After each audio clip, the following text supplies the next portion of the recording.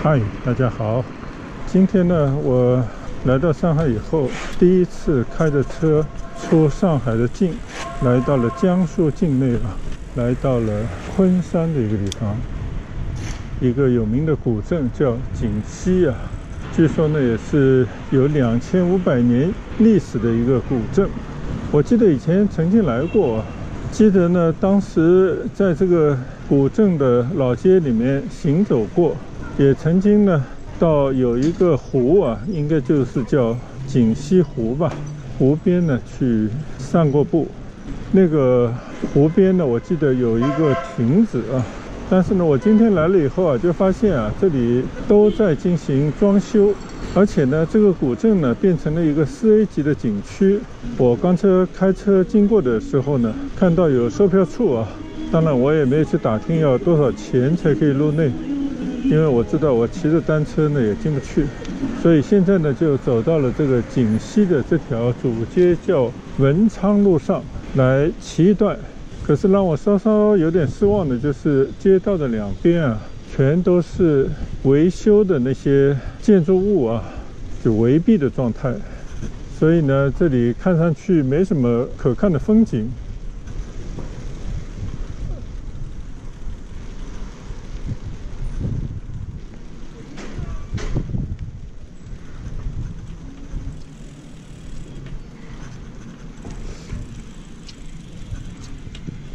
锦溪古镇售票处景点联票65块，游船每次150块可能单卖的话会便宜一点进不去景区呢，我到边上的一个老百姓的住宅区里面去闲逛一下这个就是紧贴着锦溪古镇景区的一条小街。感觉这边跟清幽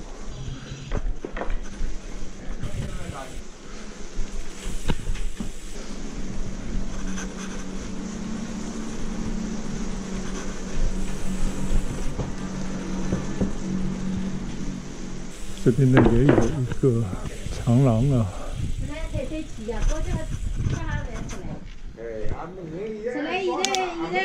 现在人看到人还有点怕这边呢就应该在景区边上，水乡佛国这样的一个地方。这个长廊不错这边呢是一个游船的码头，感觉这就有点像已经在景区里面的样子了你看前面的这些拱桥，以前的民宅，还有可能新修建的一些仿古的建筑，围着一个湖，不错。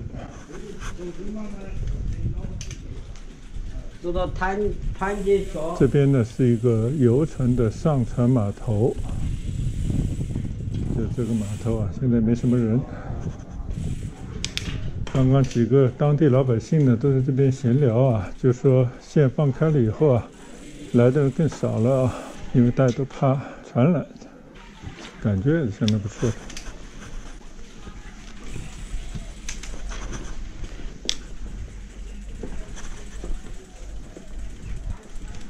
这边有一家小店卖馄饨、吃面的地方。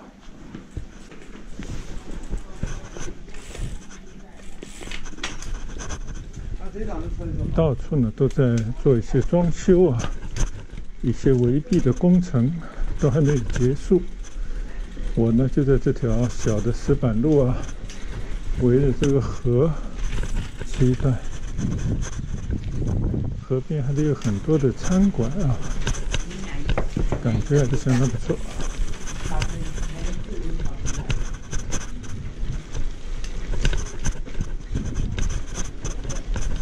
古色古香的小街道也都在呢进行修整修容希望有更好的面目呢面对游客。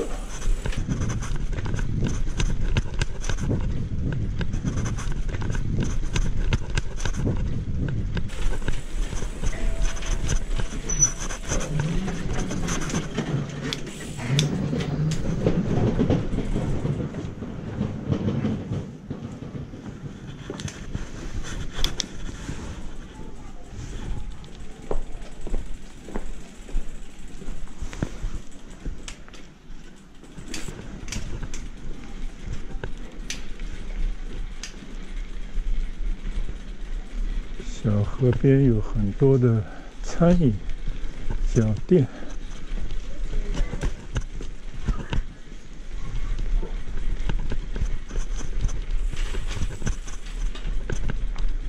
这个有点像新场古街里面的那条小河边的那些餐饮，但是呢，大部分都是打烊的状态啊，都没有开。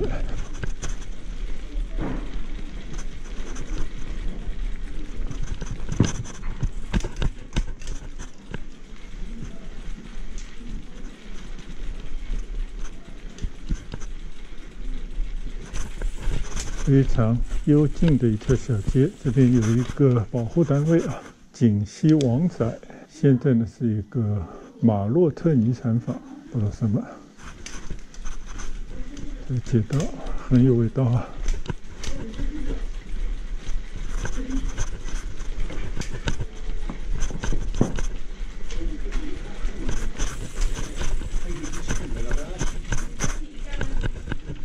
哇，这河边的房子非常有味道。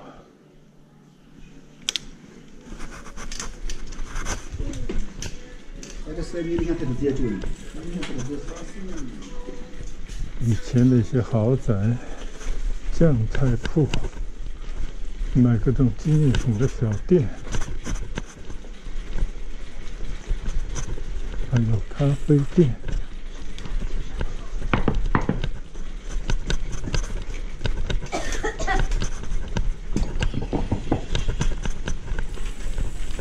我觉得这个小街啊，才是古色古香、保存完好的一个古镇啊，比那个园区卖票的里面应该要强。你看，四通八达的小河，河边的民宅，现在都成了饭店了。长廊饭店，确实是一条长廊啊。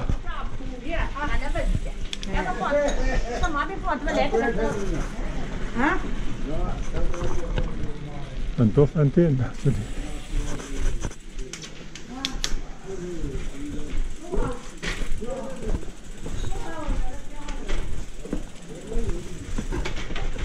相当有味道的一个地方。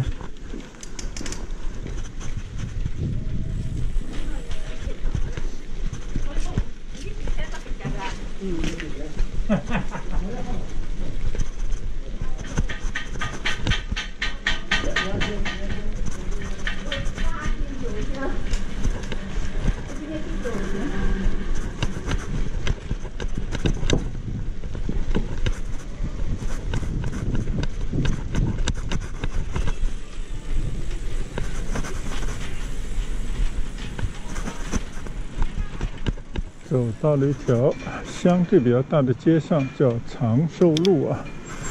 穿过这个长寿路呢，还可以继续沿着古街向前骑行。这边呢都是那种花岗岩的路砖啊。现在在上海市里头，这样的街道已经很少了。但以前呢，很多街道都这个样子的小路线。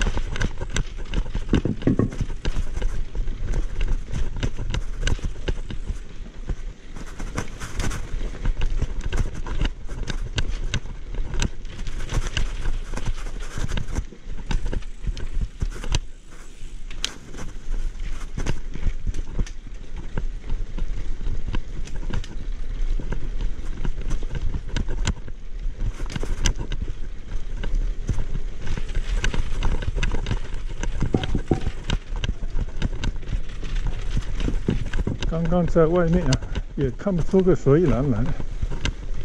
那些镇上的主要街道呢，都在围蔽施工当中啊，可能就是要做一些美化。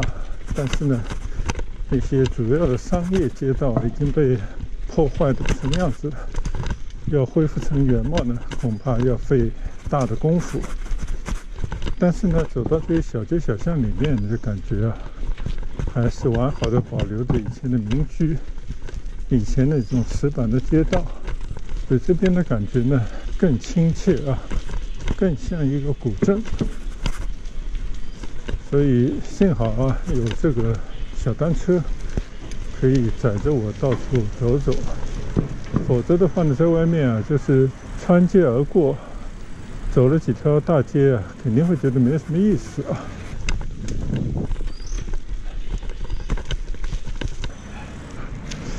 前面呢都在整修当中，我就从这边掉头，继续在这个沿河的老街道啊、小街小巷里面穿行。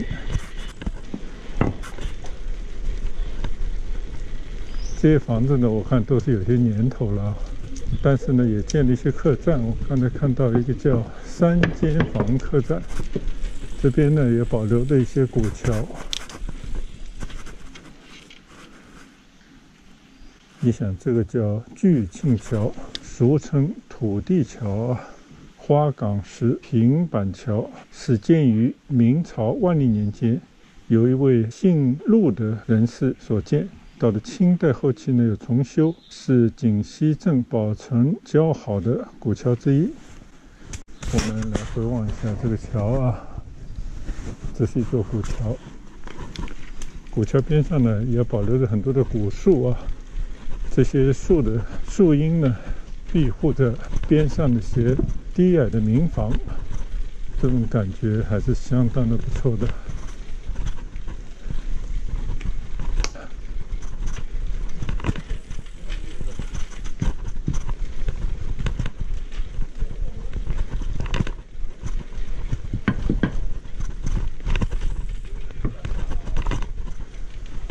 就到这样的老街老巷进来转一转啊，就感受到介绍的这些历史文化呢，所言非虚啊。这边又是一座桥，叫天水桥，同样也是昆山市文物保护单位。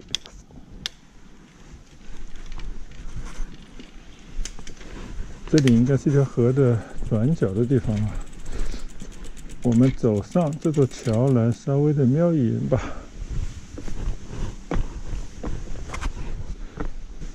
你看这个花岗石啊，已经被几百年可能走的都已经磨得锃亮了。刚刚呢，我从那边过来的，这边杨柳低垂啊，微风吹拂。今天还是风比较小啊。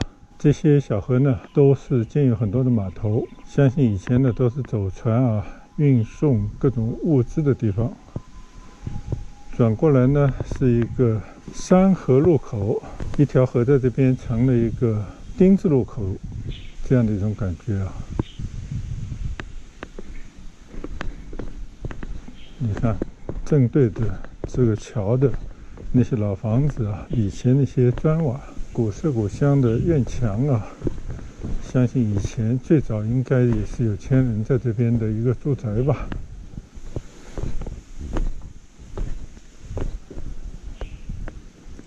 在这边可以发思古幽情，又可以感受到江南文化啊那种温润的底蕴。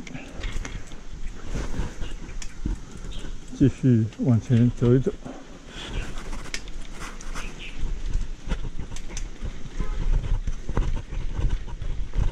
刚刚在一个介绍锦溪古镇地方啊，稍微看了一下，这边据说有2500年的历史啊。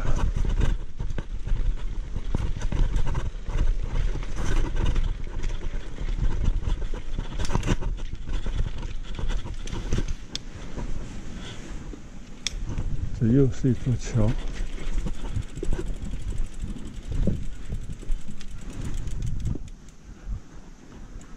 刚刚看到这个介绍上写着，三国的名臣张昭死后呢，就葬在这边，所以锦溪以前古称啊墓地啊，名字不大好听，后来改成了锦溪，好像有这么一段。你看，当地农民吃完饭就用河水在那洗碗，时光倒流。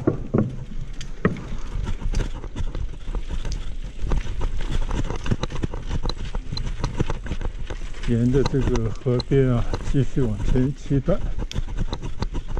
这边呢，这有一个小牌坊，其实是一个小门楼，这样就进到人家家去了吧。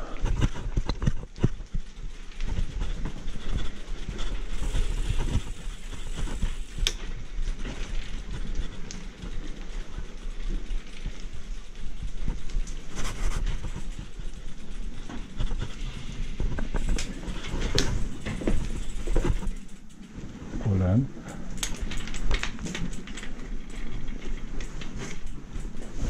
通向住家的一个死胡同。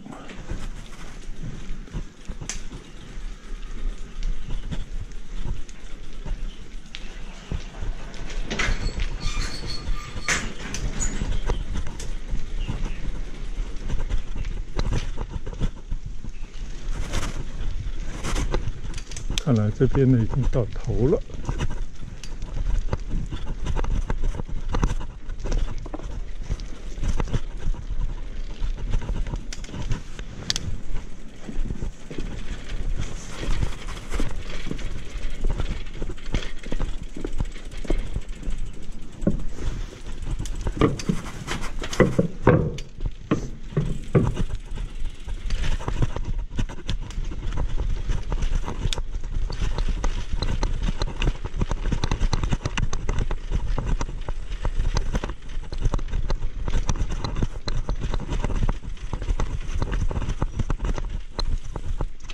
这是我刚刚站在的这个桥上啊，对面呢，看这些建筑物就是非常富裕的人家的住宅。这个地方原来叫城牧区公所，那这个地方以前应该叫城牧啊，不是叫墓地，建于民国的一个区公所。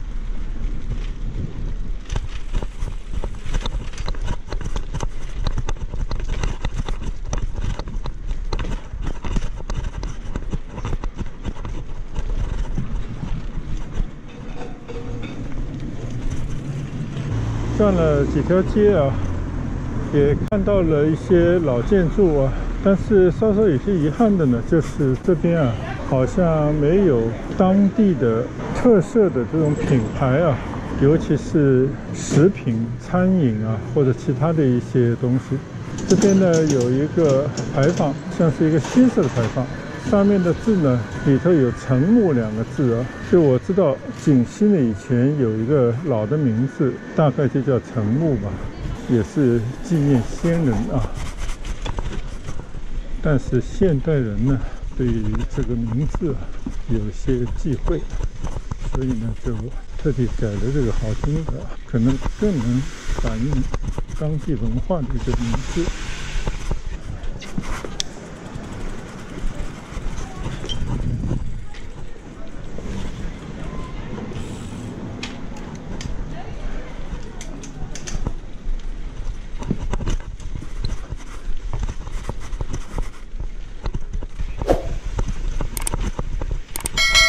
我刚刚呢应该从对面骑过来的，现在呢在这条小河的这一边，同样呢是古色古香的街道和这些古色古香的民居啊。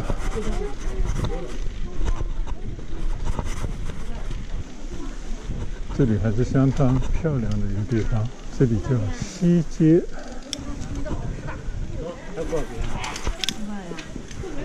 这里也有很多当地的餐馆，福满楼啊，看看这个餐馆看起来都不错。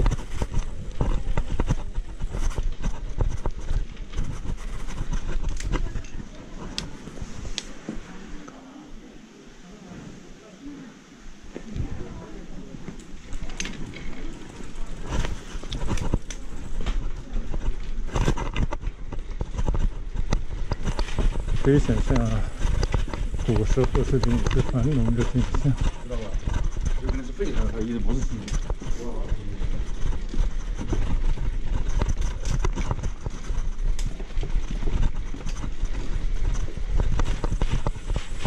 巡检司，古代的一个衙门吧。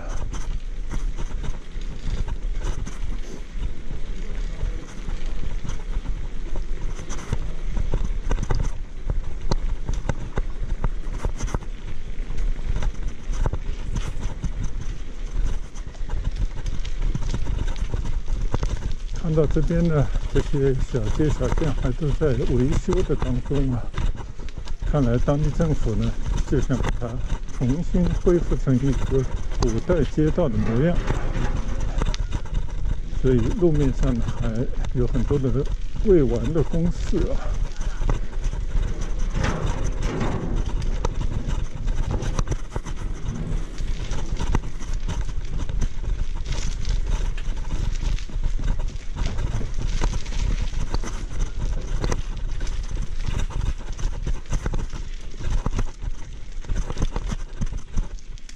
看来这边呢，都在进行一个街道的铺装改造、提升工程啊。还是掉头吧。日暮里客栈，日暮里是日本东京的一个车站的名字啊。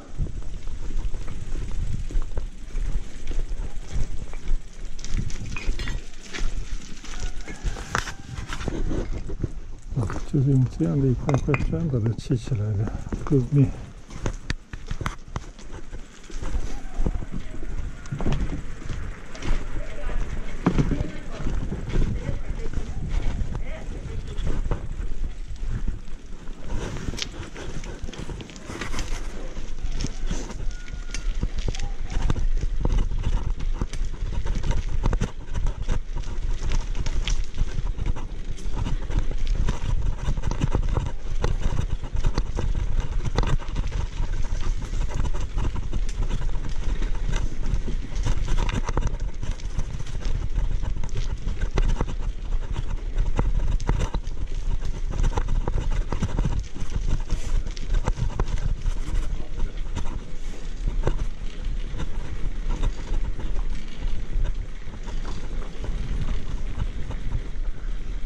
这里呢有很漂亮的河边的长廊，当地的居民呢可以坐这边休息。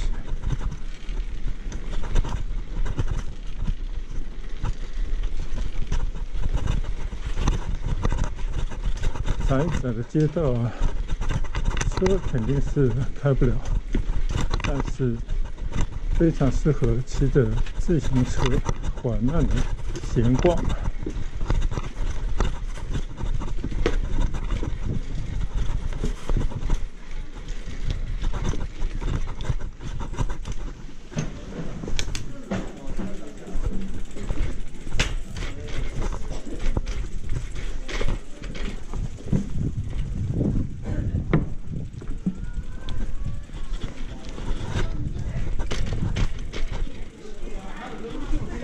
古内河水道，这边有牌子啊，有一些以前的古镇人家，也有现在新建的一些文化馆、艺术馆之类的小街小巷啊。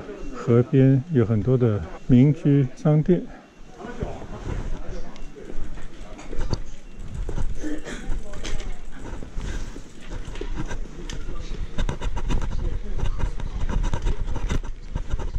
这也卖很多以前的食品，虽然我没有看到有一个什么品牌啊。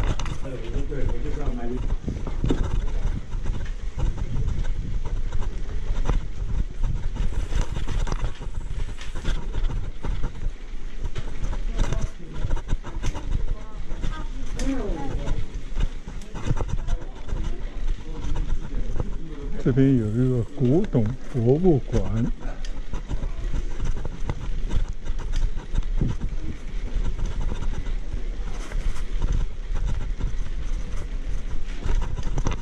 古色古香的房子里面有很多的老家具。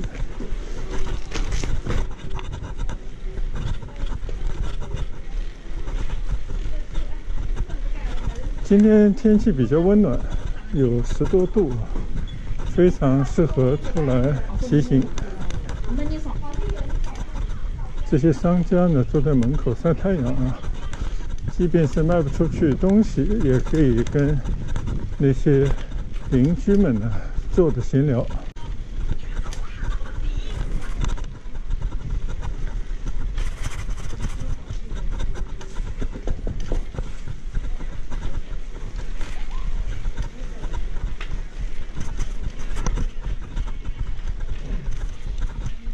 这里很多卖古董啊、老物件的这种商店、旧货店啊，对面也是。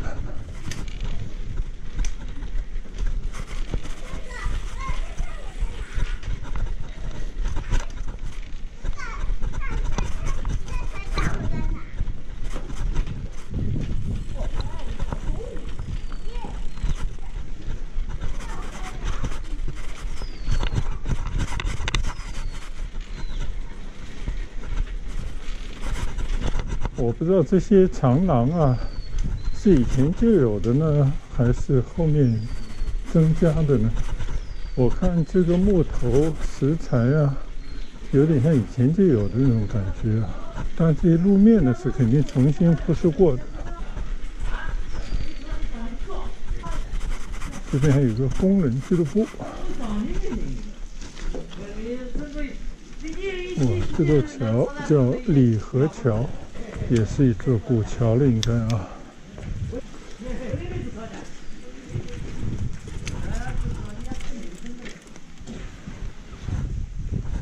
你像这边呢，就是码头了。走下几步啊，看一看，以前的那些老百姓在这边等船，就跟现在在外面搭车、等出租车一样的感觉吧。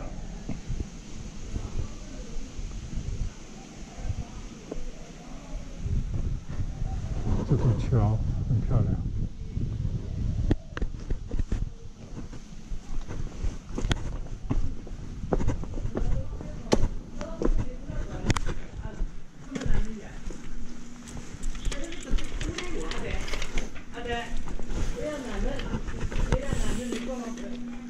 古镇消防室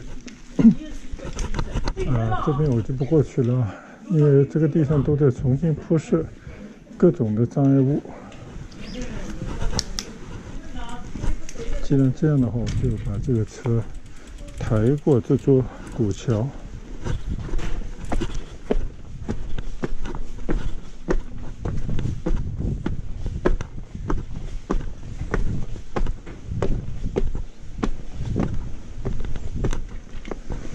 站在古桥上看一看以前那些河坊人家，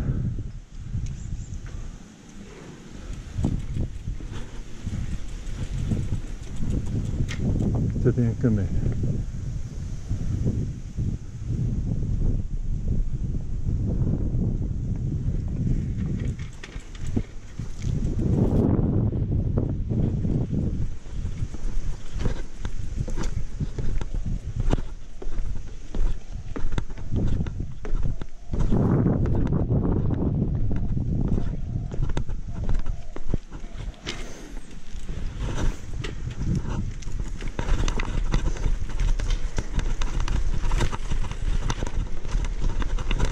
看来这个古镇呢，确实还是保存完好啊。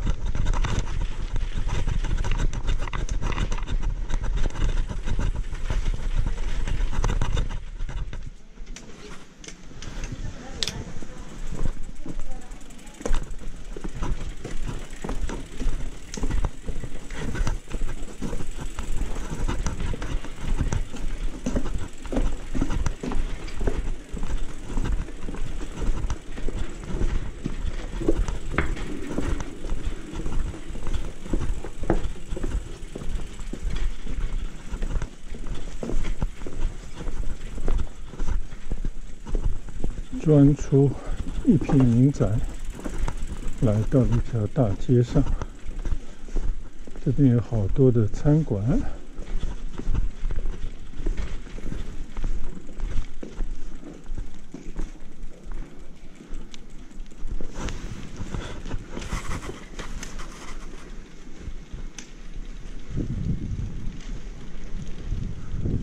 这边有很多的农家菜吃啊。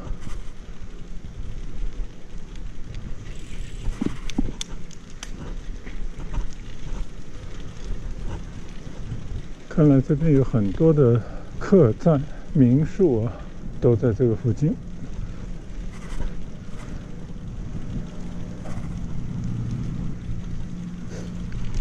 走着走着呢，又来到了一片湖区边上了。这边叫石眼桥，这边就开阔了。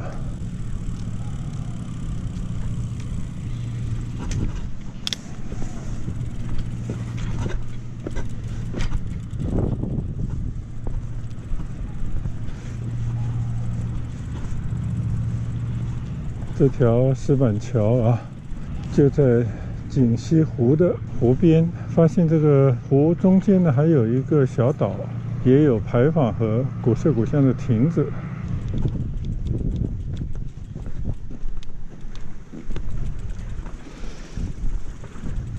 这边的风景很不错啊，但我就搞不清楚他刚才卖票的进去的那个到底是逛哪里呢？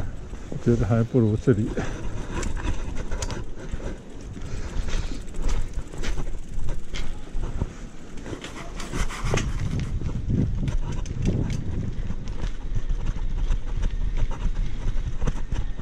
有一只大狗在睡觉。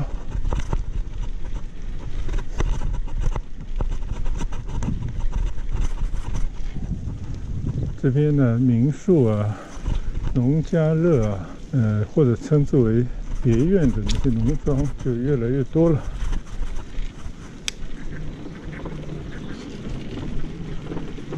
感觉已经成行成市啊，这边已经做这种休闲的观光产业已经蛮久了。这个里面呢，甚至不让进了啊。你看这些房子啊，全部都是出租做农家乐、做客栈用的，这样的一个好地方，面水观湖的地方。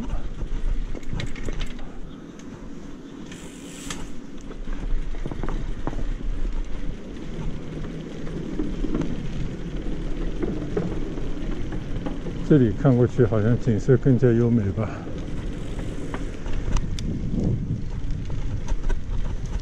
你看有多少的这些民宿啊，还在不断的建设过程当中，都在装修。这些路面呢，都有待于重新铺设啊。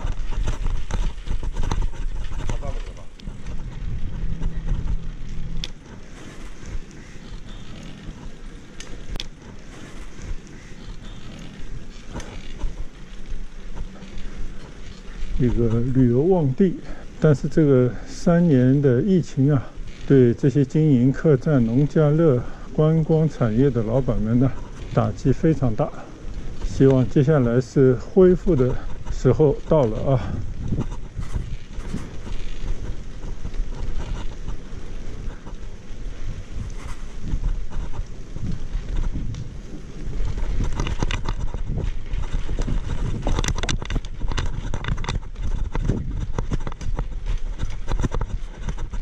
像这种烟雨江南啊，还有很多形容江南的这好听的名词啊，在这边到处都是。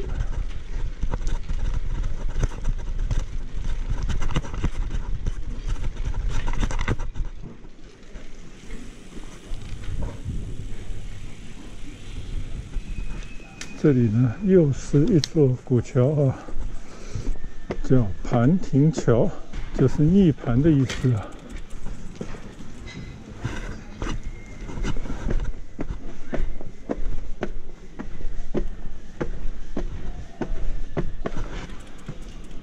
哦，这里站得更高，可以看得更远，漂亮。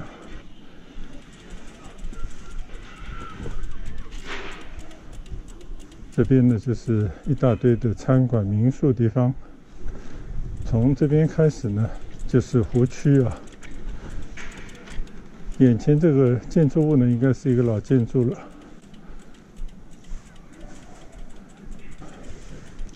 围着湖看一看。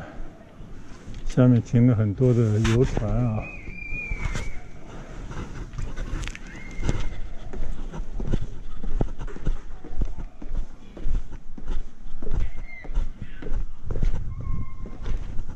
看看，这个是一个禅院啊，莲池禅院，原来是一个庙宇，很不错的一个庙宇。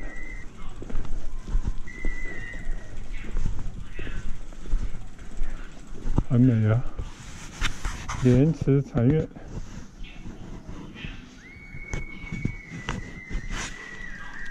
很美。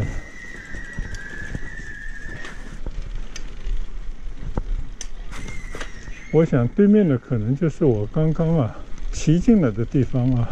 现在从这边呢就可以回到我刚刚的出发点。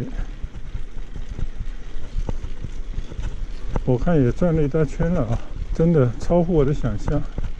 原来锦溪古镇呢，比我想象的更古色古香啊。但是你一定要走到里面去。我们再在这边呢稍微观望一下。你看这个古桥叫古莲桥啊，非常的美。边上的就是一个禅寺，一个佛教的寺院啊。再往后面看看呢，对面的都是一些高级的餐馆啊，本地餐馆，碧波楼啊、宴月楼。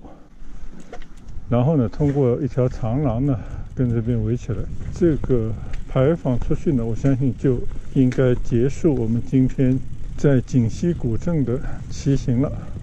非常美的景致啊，所以我忍不住要把这一段呢回去整理一下，分享出来，跟大家共同来观赏。谢谢大家的跟随，欢迎大家跟着我的脚步啊，继续去寻访上海和附近的更多的美景。在这里呢，跟大家说声拜拜，再见。